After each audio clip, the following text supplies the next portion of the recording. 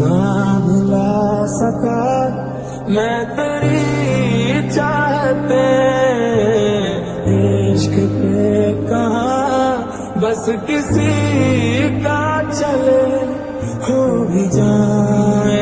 নাম তোমার? আঙ্কেল আরিয়ান, আরিয়ান শেখ। তুমি মুসলিম? জি আঙ্কেল। ও কি জানে না তুমি খ্রিস্টান? একজন মুসলিমকে বিয়ে করবে তুমি? ওকে বেরিয়ে যেতে বল। বাবা তুমি যাও তো এখন। প্লিজ আঙ্কেল একটু বোঝার চেষ্টা করুন, আমি আপনার মেয়েকে কোনোদিন কষ্ট দিব না, আমি কথা দিচ্ছি আপনাকে। I say get out, out, বাবা আউট। তুই কি বুঝে শুনে ডিসিশনটা নিচ্ছিস নাকি প্রেমে অন্ধ হয়ে গেছিস? আমি বুঝেই ডিসিশন নিছি, এতদিন অনেক ধরেছি, এবার একটু থেমে দুইটা মুহূর্ত নিঃশ্বাস নিতে চাই ভাই। ঠিক আছে, তুই যা ভালো মনে করিস তাই কর। দোয়া করবেন ভাই।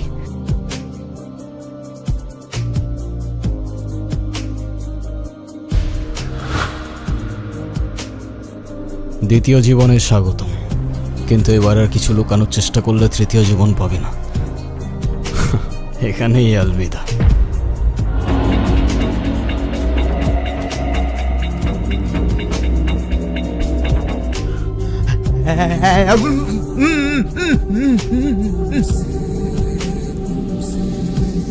দিন পর আসছস, আমাকে একটা ফোন দিবি না? নতুন সিমে তোর নাম্বারটা ছিল। তুই বাসা কিভাবে থাকবি? আমার বাসা চল।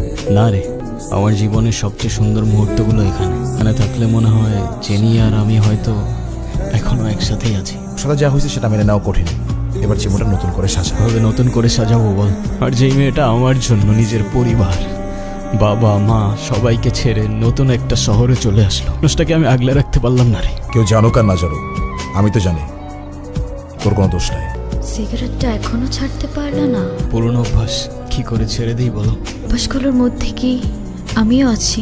কোনো সন্দেহ আছে? পুরনো সবকিছু ধরে রাখা ঠিক না। ধরে আর রাখতে পারলাম কই বলো? তুমি ঘুমাও, আমি তোমার মাথায় হাত বুলিয়ে দিই। চাইলেও এখন আর ঘুমাতে পারি না, আমি পারলাম না তোমাকে আগলে রাখতে। তুমি তো আগলে রাখতে চেয়েছিলে, কিন্তু ওরা তো। আমাকে মাফ করে দাও, তোমার আর আমার ধর্মটা আলাদা জেনি, আমার ফ্যামিলি কখনোই আমাদের সম্পর্কটা মেনে নেবে না। তুমি কি আমাকে ভালোবাসো না? দুনিয়ার সবাই মেনে না নিলে যদি আমার প্রতি তোমার ভালোবাসাটা কমে যায় না, বলে থাকো, আমি চললাম। কোথায় যাচ্ছ? পছন্দের ছেলেকে বিয়ে করতে। তোমার কি হবে? তুমি তো আর আমাকে ভালোবাসো না। সি আগলে রাখতে পারবে সারা জীবন? হ্যাঁ বলো। কোথায় আছো তুমি? কেন? আগে বলো, গুড নিউজ শুনবা না ব্যাড নিউজ? ব্যাড নিউজটাই আগে শুনি। ব্যাড নিউজটা হচ্ছে তোমার এখন থেকে মাঝে মধ্যেই বাজার করতে হইতে পারে। কেন? কারণ গুড নিউজটা হচ্ছে নতুন চাকরিতে তোমার হাজবেন্ডের কাজের অনেক চাপ থাকবে এখন থেকে। কংগ্রাচুলেশনস। তো স্যার, আমি আর বাজার করতে পারবো না। কেন, কি হইছে?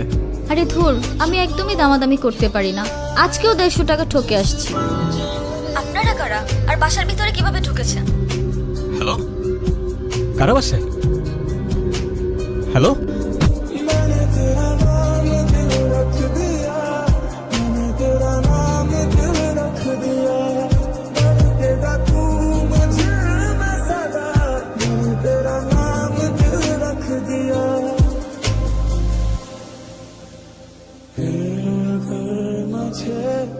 तू कभी ना मिले हम सफर मेरा। তুষার কই? তুষারকে কোথায় পাবো?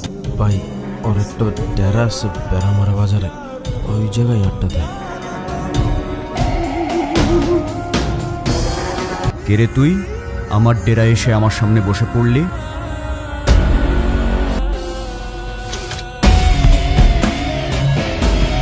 তো চিনতে পারলাম না। চিনতে ঠিকই পারছেন, এত নাটক করে লাভ নাই, সোজা পয়েন্টে আসি। কেন করলেন এসব? কি করেছি আমি? আপনি এখান থেকে জানতো? সময় বেশি নাই, যার কথায় এসব করলি তার নামটা বল, চলে যাব। আর তা না হয় তোকে উপরে পাঠিয়ে আরেক হায়নার খুঁজে বেরো। আপনাকে চিনি না, আমি কিছু জানি না। এতবার নিষেধ করার পরও সিগারেটটা ছাড়তে পারলো না। মনে আছে? এই সিগারেটটার জন্যই কিন্তু আমাদের পরিচয়টা হয়েছিল। এই যে রাস্তায় দাঁড়িয়ে যে এভাবে সিগারেট খাচ্ছেন, আপনার কি লজ্জা শরম কিছু নাই? দেহার মতো সেই তো অন্যের মুখের দিক মারছেন। আপনার জন্য যার ফুসফুসটা নষ্ট হলো, সে দায়ভার কে নেবে? আরে আপা, এইটুক দোয়া যদি আপনার ফুসফুস নষ্ট হয়, তাহলে আমার বন্ধু তো ফুসফুসই নাই। আপনার বন্ধুর তো ফুসফুস কিডনি কিছুই নাই, থাকলে কি এত বড় কাজ করার পর এইভাবে বসে থাকতে পারতেন? কি করতে হবে? সরি বলেন, এটাও আবার আমাকে বলে দিতে হবে? সরি।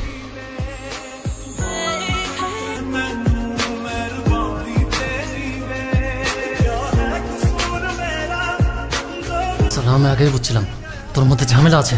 তুই তুষারে মারছস না?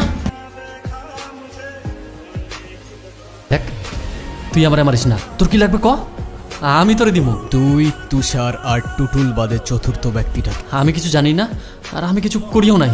আরে আমি কিছু জানি না, আমি কিছু করি নাই সালা। সবার গানের একই সুর, সালা আমি বাদে পুরা দুনিয়াটাই নিষ্পাপ। তুই জিজ্ঞাসা করতেছিলি না এতদিন কি নিয়ে ব্যস্ত ছিলাম? মার্ডার করতে। যা, মজা করার আর জায়গা বাস না। যেই মানুষরূপী হায়নাগুলো জেনিকে আমার থেকে কেড়ে নিয়েছে না, ওদের আমি আমার নিজ হাতে শাস্তি দিয়েছি, শুধু একজন বাদে। কি বলতেছিস বন্ধু তুই? ও জেনি দিয়ে মারছে, শুট কর রে। ওরে শুট কর। পারলে তো আগে তোরে মারতে হয় বন্ধু। মাথা ঠিক আছে রে? দেখ তো চেহারাটা কমন পড়ে কিনা।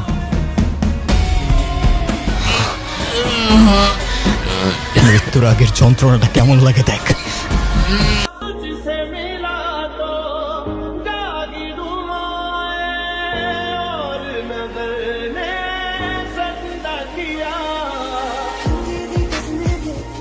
হয়তো শেষবারের মতো তোমার সাথে দেখা করতে এলাম। ভাবছো শেষবার কেন বলছি? যে হায়নাগুলো তোমাকে আমার থেকে কেড়ে নিয়েছিল তাদের বিচার আমি নিজ হাতে করেছি। হয়তো ফাঁসি হবে তাই বললাম শেষবার। তবে ফাঁসির আগে যদি আমার শেষ ইচ্ছা জানতে চাই, আমি আবার তোমাকেই দেখতে চাইব।